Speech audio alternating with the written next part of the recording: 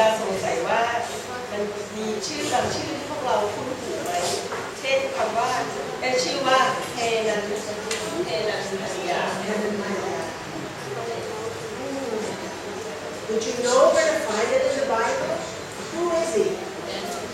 ถ้าให้หาชื่อนี้ในพระคัมภีร์เนี่ยเราจะหาเจอไหมคะคนนี้คือใคร I just heard the answer over here.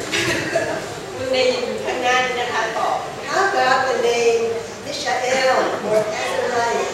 แล้วถ้าเป็นชื่อมิชาเอลหรือว่าอาซาริยาล่ะคะ Familiar? คุณไหมคะ They weren't familiar to me at all. สำหรับแมนยูดาเนี่ยชื่อนี้ไม่คุ้นหูเลย But what if I said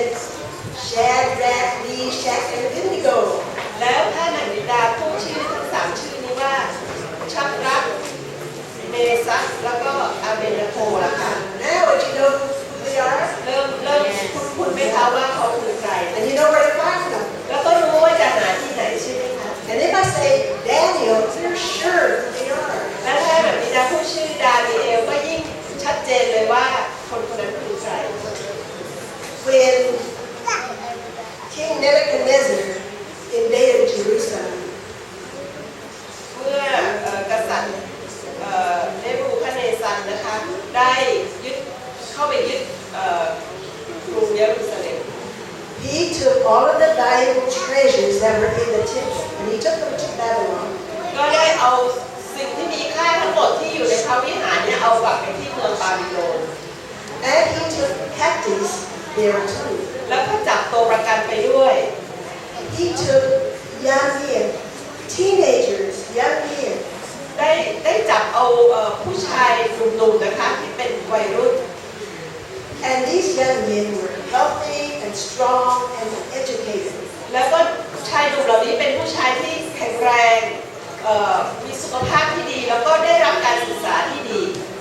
And Nebuchadnezzar wanted to teach them everything new, so everything old was taken away. กษัตริย์นบูคัดเนซัรเนี่ยจับพวกเขามาเพื่อจะสอนสิ่งใหม่ๆและให้ลืมสิ่งเก่าๆทั้งหมด So they were given new names. ดังนั้นพวกเขาก็เลยถูกตั้งชื่อใหม่ And that's what we know. Shadrach, Meshach, and Abednego. That was their new name. แล้วก็นั่นก็คือชื่อใหม่ของเขาชักรัก That. ชักรักเมซัสแล้วก็อาเบนาโก What was Daniel's name? แล้วดานิเอลนะคะชื่อใหม่ชื่ออะไร Belteshazzar. Belteshazzar.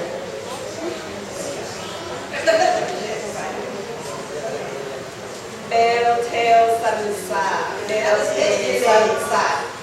ชื่อใหม่ของดานิเอล So these young men, these teenagers, had to leave everything behind and learn everything new. ดังนั้นชายหนุ่มพวกนี้จะต้องลืมอดีตทั้งหมดแล้วก็เรียนรู้สิ่งใหม่ๆทุกอย่าง But there's one thing that the king did not take away from them, แต่ว่ามีสิ่งหนึ่งที่กษัตริย์ไม่สามารถเอาไปจากพวกเขาได้ and that was what was in their hearts. นั่นคือสิ่งที่อยู่ในหัวใจของพวกเขา They decided from the very beginning พวกเขาตัดสินใจตั้งแต่เริ่มแรกครั้งแรกเลย that they would honor and worship God only. ว่าพวกเขาจะเคารพยำเกรงแล้วก็ถวายเกียรติกับองค์พระผู้เป็นเจ้าเท่านั้น They had learned history from their fathers. พวกเขาได้เรียนรู้ประวัติศาสตร์จากพ่อหรือบิดาของพวกเขา They knew that to disobey God would mean dishonor, destruction, and death.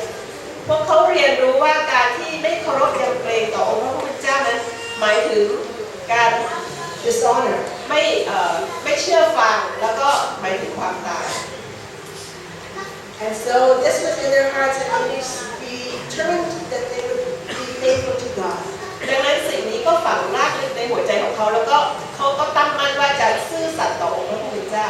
And God used this to witness to all of Babylon and to the king. และองค์พระผู้เป็นเจ้าทรงใช้สิ่งนี้เองนะคะในการเป็นพยานให้กับชาวบาบิโลนทั้งปวงรวมถึงกษัตริย์ด้วย And of course, one of the first ways he did it was to give the king a dream. แล้วก็แน่นอนนะคะวิธีการแรกที่องค์พระผู้เป็นเจ้าทรงทำเนี่ยก็คือทรงทำให้กษัตริย์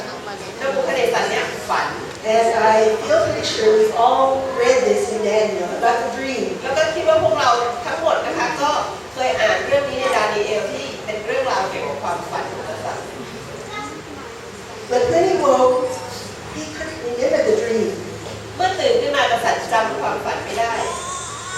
because Daniel and his friends prayed, God showed them the dream and the interpretation. และเนื่องจากดานิเอลแล้วก็เพื่อนๆของเขาเนี่ยอธิษฐานพระเจ้าก็เลยแสดงนิมิตให้พวกเขาทราบว่าฝันนั้นฝันอย่างไรแล้วก็มีความหมายว่าอย่างไร So we all know this, right? It was an image. พวกเราทุกคนต่างก็รู้เรื่องนี้นะคะก็คือเห็นเป็นรูปปั้น The head of gold, the silver, the bronze, iron. You know that, right? มีศีรษะเป็นทองคำเป็นบรอนซ์เป็นเงินอย่างเงี้ยนะคะเป็นเหล็กพวกเรารู้เรื่องราวนี้ดี And so Daniel was, through God, was able to interpret this to the king. ดังนั้นดานิเอลนะคะด้วยการทรงนำขององค์พระผู้เจ้าก็สามารถที่จะบอกเล่าเรื่องราวนี้ให้กับกษัตริย์ทราบ And King Nebuchadnezzar said this, และก็กษัตริย์นบูคัดเนซัรก็กล่าวว่า surely your God is the God of gods. แน่นอนที่สุดพระเจ้าของพวกเจ้าเป็นพระเจ้าเหนือพระเจ้าอื่นใด He is the Lord of kings. เป็นกษัตริย์เหนือกษัตริย์ทั้งหลาย And he reveals secrets. และพระองค์ทรงทำให้พวกเราเปิดเผยความลับให้พวกเราเห็น And if you read further, the very next thing you read is that the king built his own image. แล้วก็ถ้าพวกเราอ่านเรื่อยมานะคะสิ่งแรกที่เราจะเห็นก็คือกษัตริย์เนี่ยทรงสร้างรูปปั้นของพระองค์เอง And it was all of gold. แล้วก็เป็นทองคำทั้งหมด So you wonder, what happened? ดังนั้นเราก็ชักสงสัยนะคะว่าเกิดอะไรขึ้น How much time elapsed between the dream and this building this image? เวลามันห่างกันสักเท่าไหร่ตั้งแต่ตอนที่องค์กษัตริย์เนี่ยทรงฝันจนกระทั่งถึงตอนที่สร้างรูปปั้น Well, the first thing we discover is that your God was not yet his God. สิ่งแรกที่พวกเราจะเห็นได้นะคะในข้อความในคัมภีร์นี้ก็คือว่ากษัตริย์ไม่ใช่องค์พระผู้เป็นเจ้าของดานิเอลเนี่ยยังไม่ใช่พระผู้เป็นเจ้าของกษัตริย์ And then time and carelessness made the king forget. แล้วก็นอกจากนั้นเราก็เรียนรู้ได้ว่า เนื่องจากเวลาผ่านไปแล้วก็ความไม่ใส่ใจทำให้องค์กษัตริย์ลืม And this is a warning for us. และนี่ก็เป็นคำเตือนสำหรับเราทุกคน No matter how much we know, ไม่ว่าเราจะรู้มากแค่ไหน if there's time and carelessness, we will forget. ถ้าเวลาผ่านไปและเราไม่ใส่ใจสุดท้ายเราก็จะลืม We will forget what God has done for us. เราจะลืมว่าองค์พระผู้เจ้าทรงทำสิ่งใดให้เราบ้าง Okay, so this image was beginning to be built. มาถึงตอนที่รูปปั้นของกษัตริย์นบูคัดเนซัรกำลังสร้างละจะสร้าง Daniel and his friends saw it being built every day. เพื่อนดานิเอลแล้วก็เพื่อนเนี่ยเห็นว่าเขาปั้นไอ้รูปปั้นเนี่ยทุกวัน And they knew what it was. แล้วก็รู้ด้วยว่ารูปปั้นนี้จะปั้นเป็นอะไร And they knew that one day they would be tested. แล้วก็พวกเขาก็รู้ตัวว่าสักวันหนึ่งเลยนะข้างหน้าเขาจะโดนถูกทดลอง I think almost everyone knows what it's like to be in school and have a teacher give you a test. คิดว่าพวกเราทุกคนคงจะรู้นะคะเวลาเคยได้ประสบการณ์นี้มาก่อนคือเวลาเราอยู่ที่โรงเรียนแล้วก็คุณครูเนี่ยแจกข้อสอบให้ทำ When you begin the school year, you know at the end there will be a test. ตอนที่พวกเราเริ่มต้นตอนต้นเทอมเนี่ยเรารู้แล้วแหละว่าปลายเทอมเดี๋ยวจะโดนสอบ So how do we prepare? แล้วพวกเราเตรียมตัวอย่างไร Well, first of all, you get to know your teacher very well. อันดับแรกเลยก็คือเราก็เริ่มเรียนรู้ว่าครูเราเป็นยังไง You do your homework every day, ทำการบ้านทุกวัน and you sit all up, you hand in all the assignments, แล้วก็ไปส่งงานทั้งหมดเลยที่ครูสั่ง and you study the textbook. แล้วก็อ่านหนังสือตำรา And if you do your work well, you're ready for the test. แล้วก็ถ้าพวกเราทำการเตรียมตัวแบบนี้สุดท้ายเนี่ยตอนที่ข้อสอบมาถึงเราก็จะพร้อม So that's what Daniel and his friends did. They prepared because they knew their test was coming. ดังนั้นนี่คือสิ่งที่ดานิเอลแล้วก็เพื่อนๆทำเพราะเขารู้ว่าอีกไม่นานการทดสอบนี้จะมาถึง They got to know their teacher very well. They had a relationship with God. เขาเนี่ยสร้างความสัมพันธ์แล้วก็เรียนรู้ที่จะรู้จักครูของเขาคือองค์พระผู้เจ้าเป็นอย่างดี They built this relationship with God every day. แล้วก็สร้างความสัมพันธ์นี้กับองค์พระผู้เจ้าทุกๆวัน They did their homework. แล้วก็ทำการบ้าน They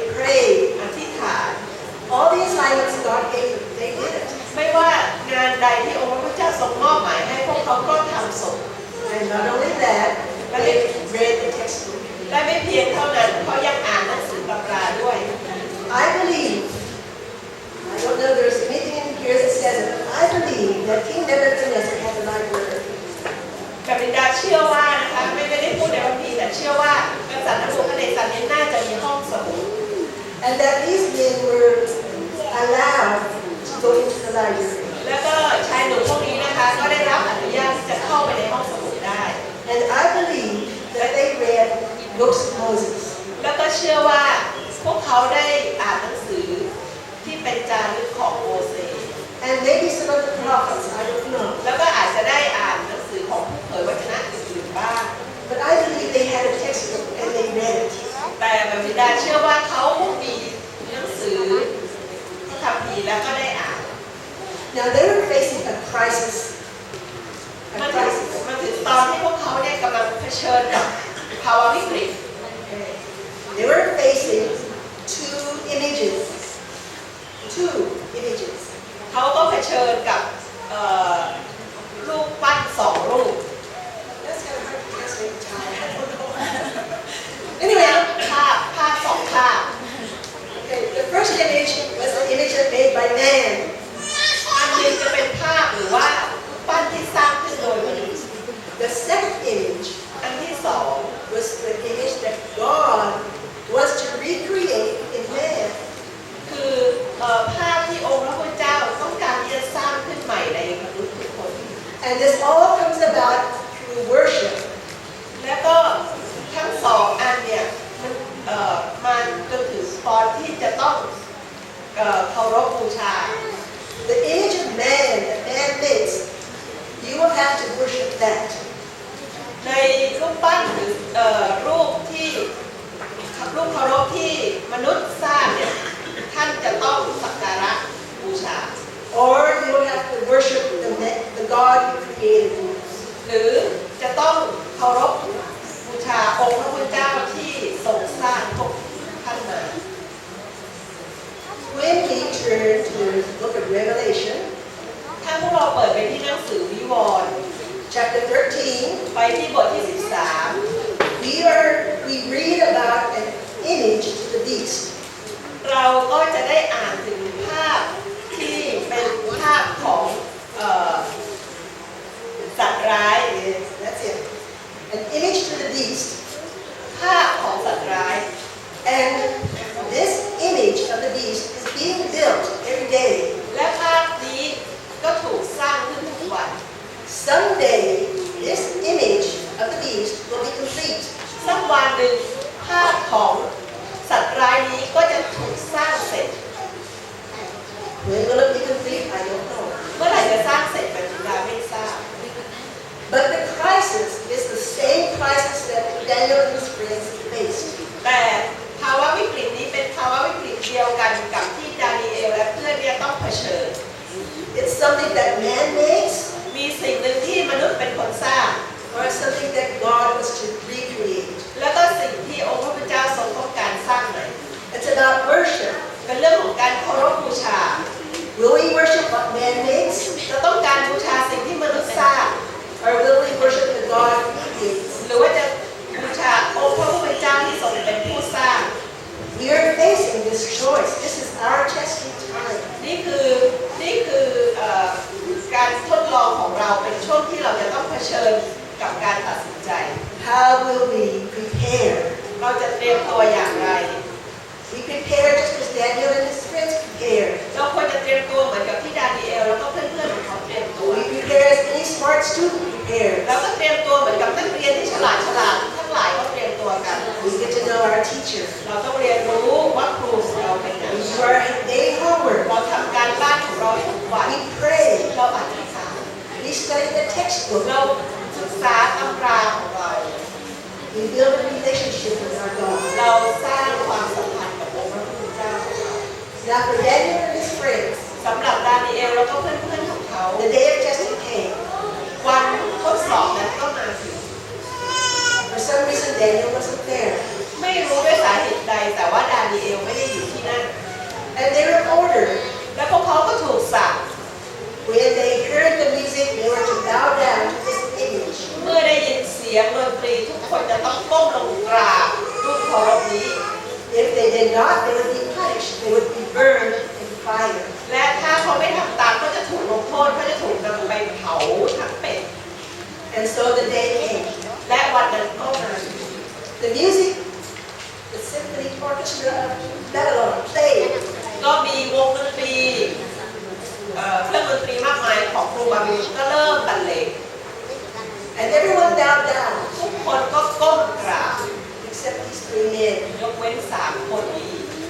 And of course,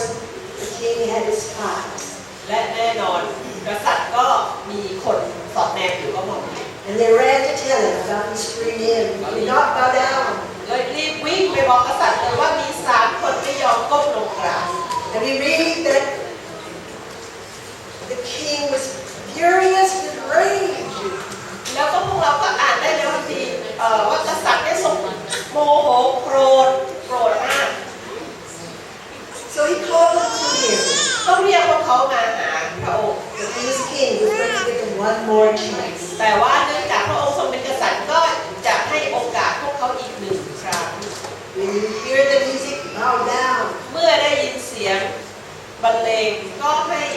ก้มลงกราบ If you don't, you will be thrown into the fire furnace. ถ้าไม่ก็จะโยนเข้าไปในกองไฟ And I love the answer they gave. และก็แบบลินดาชอบคำตอบที่พวกเขาตอบกันนะ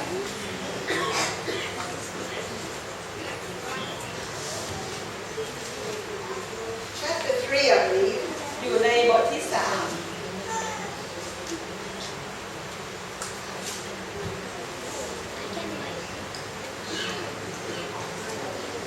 Oh, verse 16, 17, and 18. 3 ที่ข้อที่ 16 17 แล้วก็ 18 Actually, well, I'll read this verse. Shadrach, Meshach, and Abednego replied to the king, O Nebuchadnezzar, we do not need to defend ourselves before you in this matter. If we are thrown into the blazing furnace, the God we serve is able to save us from it, and he will rescue us from your hand, O king. But even if he does not, we want to know, O king, that we will not serve your gods or worship the image of gold and silver. นี่คือคำตอบนะคะช่างรักเมซักและอเบเนโกกราบทูลพระราชาว่าข้าแต่นบูคัดเนซาร์ข้าพระบาททั้งหลายไม่จำเป็นจะต้องตอบฝ่าพระบาทในเรื่องนี้ข้าพระเจ้าของพวกข้าพระบาทผู้ซึ่งพวกข้าพระบาทปฏิบัติพอพระทัยที่จะช่วยกู้ข้าพระบาทให้พ้นจากเตาที่ไฟลุกอยู่ข้าแต่พระราชาพระองค์ก็จะทรงช่วยกู้ข้าพระบาทให้พ้นพระหัตถ์ของฝ่าพระบาท I like the ถึงแม้ไม่เป็นเช่นนั้นข้าแต่พระราชาของฝ่าพระบาททรงทราบว่าพวกข้าพระบาทก็ไม่ปฏิบัติพระของฝ่าพระบาทหรือนมัสการปฏิมากรของธรรมซึ่งฝ่าพระบาทได้ทรงตั้ง I like the King James translation in this. ส่วนตัวแล้วแบบลินดาชอบเวอร์ชันของคิงเจมส์ในการแปลท่อนนี้นะคะ Because it says, O king, we are not careful to answer you. เพราะว่าใช้คำที่บอกว่าพวกเราไม่ We aren't going to be careful in answering you. พวกเราจะไม่มานั่งคิดหรือประดิษฐ์คำที่จะตอบพระองค์ In other words, they're going to answer straight out, straightforward. You don't have to guess. They're going to answer the king straight out. นั่นหมายความว่าเขาจะตอบพระราชาตรงๆพระราชาไม่ต้องไปตีความไม่ต้องไปแปล Our God is able to save us. พระเจ้าของพวกเรามีความพระองค์ทรงสามารถที่จะช่วยกู้พวกเราได้ He is able. พระองค์ทรงสามารถ But if he does not, we will not bow down. แต่ถึงแม้ว่าพระองค์จะไม่ทรงช่วยพวกเราก็จะไม่ก้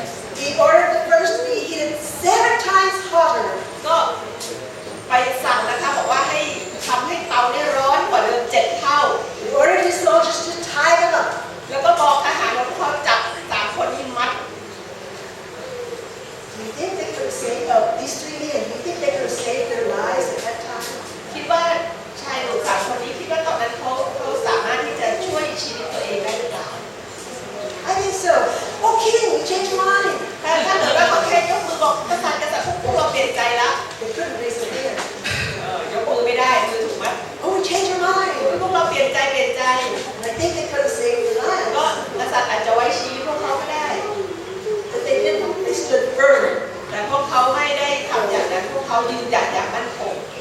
Did you ever wonder why the king ordered the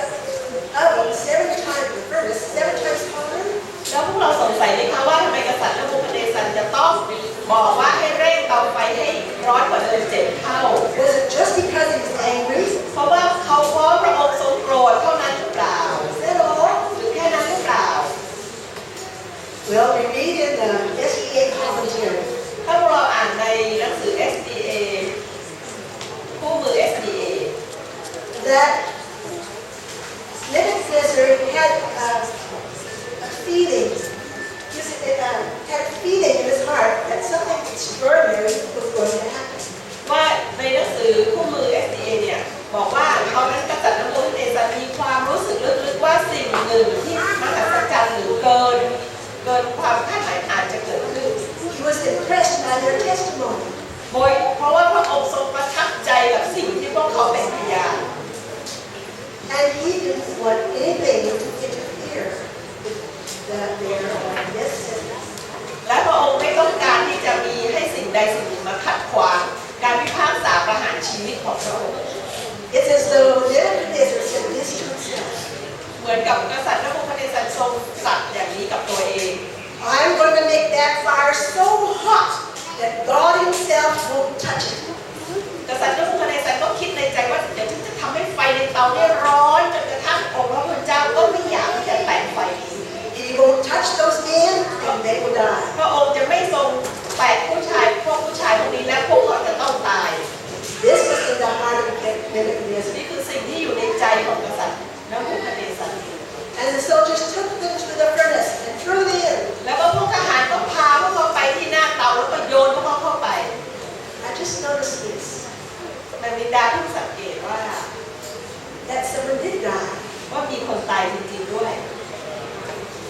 Someone did die from these men, but who were they? มีคนตายแต่ว่าใครล่ะ The soldiers that took them in, they died. พวกทหารที่ไปพา3 คนนี้เข้าไปโยนในกองไฟพวกทหารพวกนั้นตาย And then Nebuchadnezzar looked into the furnace. แล้วก็กษัตริย์นบูคัดเนซัรก็มองเข้าไปในเตา Didn't we throw 3 men in there? But I see 4. แล้วเราโยนเข้าไป3 คนทำไมฉันเห็นคนทั้ง4 คน And they're loose and walking around. แล้วก็ไม่มีเชือกมัดแล้วเป็นอิสระเดินไปเดินมาด้วย He called them out. ก็เลยทรงเรียกพวกเขาออกมา Do you notice what the fire burned? แล้วทราบไหมคะว่าไฟเนี่ยไหม้อะไรไปบ้าง It didn't burn them in. ไม่ได้ไหม้พวกผู้ชาย3 คนหรอก Not their clothes. ไม่ได้ไหม้เสื้อผ้าของเขาด้วย What did it burn? แล้วไหม้อะไรคะ It burned the ropes that tied them. ไหม้เชือกที่พันธนาการพวกเขาอยู่ That's all it burned. ไหม้เท่านั้นเอง That the fire that was meant to destroy them set them free. ไฟที่ตั้งใจว่าจะเป็นไฟที่จะทำให้พวกเขาที่หน้าเนี่ยเป็นไฟที่ทำให้พวกเขาได้รับความอิสระ When we face this image of the beast in Revelation 13, เมื่อพวกเราต้องเผชิญหน้ากับรูปของสัตว์ร้ายในที่มีกล่าวอยู่ในวิวรณ์บทที่ when it is ready, 13 เมื่อมาถึงเวลานั้น there will be a man-made worship จะเป็นการที่เราจะต้องเคารพบูชารูปปั้นหรือรูปหรือภาพที่คนสร้างขึ้น and there will come a day that we will be forced to worship. และจะมาถึงวันหนึ่งที่พวกเราถูกบังคับให้บูชาสักการะ If we do not, our names will be written down. ถ้าพวกเราไม่ทำอย่างนั้นเขาจะจดชื่อของเราไว้ Worthy of death. แล้วก็เขียนว่าสมควรตาย What will we do? แล้วพวกเราจะทำอย่างไร Will we make excuses? พวกเราจะหาทางแก้ตัวแก้ต่างให้ตัวเองไหม Maybe at the right time you can bend down and tie a shoe. หรือว่าถึงตอนนั้นจะหวังบอกก็ก้มลงแล้วก็ทำเป็นผูกรองเท้า Or maybe you say, "Look, God knows we love Him. หรือว่าอาจจะบอกว่าพระเจ้าทรง God knows that we love Him. พระองค์ทรงรู้ว่าลึกๆในใจแล้วเรารักพระองค์ He'll understand. พระองค์จะทรงเข้าใจเราหรอก There's so much work we need to do for Him. มีงานอีกมากมายที่เราต้องทำเพื่อพระองค์ This is not the time to be foolish. และต ตอนนี้ไม่ใช่เวลาที่พวกเราจะทำตัวโง่ What will we do? ๆเราจะทำอย่างไร And how will God save us? แล้วก็องค์พระผู้เป็นเจ้าจะทรงช่วยพวกเราให้รอดได้อย่างไร I don't know. กัมพินดาไม่ได้ทราบ But I do know this, that our darkest hour is God's brightest hour. แต่กัมพินดาทราบว่าในชั่วโมงที่มืดมิดที่สุดของเรา คือชั่วโมงที่สดใสที่สุดขององค์พระผู้เป็นเจ้า And we can say, just as Shadrach, Meshach, and Abednego said, we can say the same thing. และพวกเราสามารถใช้ประโยคเดียวกันที่ชักนั้นในศึกอเบเนโกพูดก็คือว่าพูดประโยคเดียวกัน Our God is able to save us. องค์พระผู้เป็นเจ้าของเราสามารถที่จะช่วยเราให้รอดได้ But if He does not, we will not bow down. แต่ถึงแม้ว่าพระองค์จะไม่ทรงช่วยเรา เราก็จะไม่ก้มลง And the punishment that is meant to kill us will set us free. และก็การลงโทษนั้นที่ตั้งใจจะทำให้พวกเราตาย จะเป็นการลงโทษที่ช่วยให้พวกเราเป็นอิสระ Our God is able. องค์พระผู้เป็นเจ้าของเรานั้นยิ่งใหญ่ This is the time to prepare for the testing. เป็นเวลาที่พวกเราควรที่จะเริ่มเตรียมตัวสำหรับการทดสอบ Every day, ทุกวัน